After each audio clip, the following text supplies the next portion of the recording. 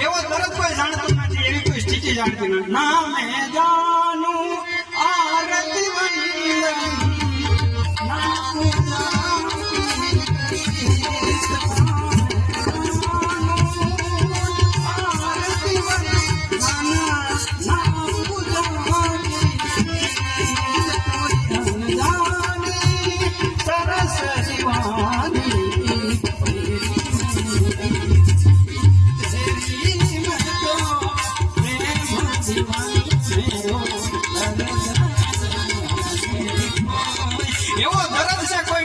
હેરી મેં તો પ્રેમ દીવાની મેરો દર્દ ન જાને કોઈ. ભાઈ કેવું લક્ષ, કેવો પ્રેમ, એવો પ્રેમ પરમાત્મા પાસે પ્રગટો હોય છે કે મેં તો પ્રેમ દીવાની મેરો દર્દ ન જાને. નબદિયા વેદ ક્યાં દેખે ભાઈ, મુજે કેસી બીમારી. એવો રોગ, કેવો પ્રેમ લાગ્યો હોય કે નબદિયા વેદ ન જાણે, એ નથી જાણતા. કભી નાળી જોવે તો દેખાવે તબિયત ધ્યાન નથી, ગરમી છે, શરદી છે દેખાય. પણ જો પરમ બ્રહ્માને પરમાત્માને પહોંચાડી દે, ગુરુ સુધી પહોંચાડી દે, તો હું તારો આભાર માનું, તારો વંદના કરું. નબદિયા વેદ કોણ છે? નબદિયા કોણ છે? જે જાણતો નથી, જે ગાંડપણની અંદર પોતાને ખબર નથી. આ ગાંડાની વણજાડ ભજન કીર્તન ગાવા વાળા બધા ગાંડા છે. મીરાબાઈ કીર્તન ગાતા ગાતા ગાતા ગાતા બહાર નીકળ્યા. કોઈ સાધુ સંતોએ કીધું તમે રાગમાં નથી ગાતા, કે હું રાગમાં કોઈ દી નથી ગાતી મારા વાલા, હું તો હંમેશા પ્રેમમાં ગાઉં, પ્રેમમાં ગાઉં. પ્રેમ વગરનું ભજન ન હોય ભાઈ.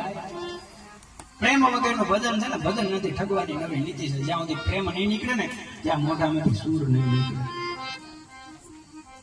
પ્રેમ આરે એટલે સારે ગોમો પદની સાથે તત્વ આપ્યા છે ને, એને પ્રેમ આરે સીધો સંબંધ આપ્યો છે. અને એવો સંબંધ સાધુ સંત નબીરા કે હાચા શિષ્યને હોય. ગુરુ જરૂરી નથી, પણ ગુરુની અંદર જેમ ગુરુ તત્વ જરૂરી છે, શિષ્યની અંદર શિષ્યતા જરૂરી છે ભાઈ. ખંભે હાથો મોટો બાપુ ન કહે, લાવ તો બીડી બાપુ.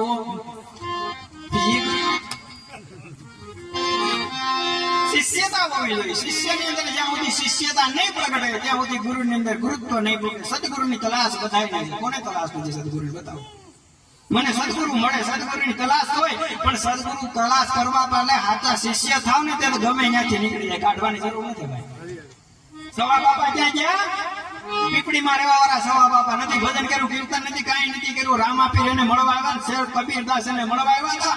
એ આ પીપળી સૌરાષ્ટ્રનું ગામ છે, એ રામાપીરનો નેસો જ્યાં હોય ઘોડે એને કાંઈ કર્યું નથી. ત્યારે ઈષ્ટ થઈ ગયો પરમાત્મા, પ્રેમ થઈ ગયો. એટલે કીર્તન શું કઈ ગાય છે, નોખું નથી.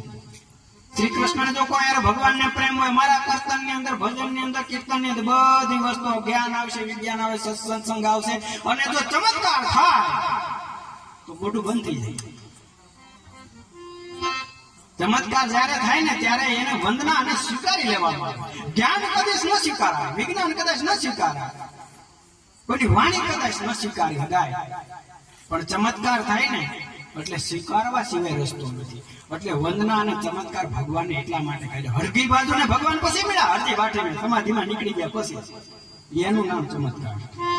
એ ભલે નહીં બેઠા હોય, અમારા પાવડા પાણી વાળે એવા દેખાડ્યા છે. અહીં ભજન કરતા પાવડો પાણી વાળતો વાળે, એનું નામ ચમત્કાર. અને એ પૂજાય જાય, એના પાળિયા પૂજાય. આપણે જીવતા પૂજ્યા, મરી ગયા પછી ક્યાં નાખી દે. આજ હાથની પેઢીએ કોણ કોનો બાપ છે પકડવાનો. 12 વર્ષે તારી ક્રિયાઓ કરશે, 12 વર્ષ થઈ જાય ક્રિયાઓ કરે, વર્ષ થતા વર્ષી વાળશે, પછી તમે યાદ નહીં આવો કોઈને ભાઈ. હમ રહે ના ये मोहब्बत रहेगी, दास्तां अपनी दुनिया कहेगी, फर्ज पूरा करो बंदगी का, क्या भरोसा है इस जिंदगी का, क्या भरोसा,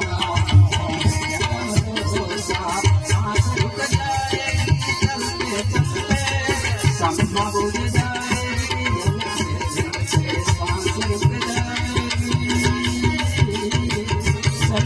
चलते चलते, शम्मा बुझ जाएगी जलते जलते, दम निकल जाएगा रोशनी का, क्या भरोसा है किसी जिंदगी का, क्या भरोसा, कोई भरोसा नहीं भाई जिंदगी नो. ત્યારે ભગવાન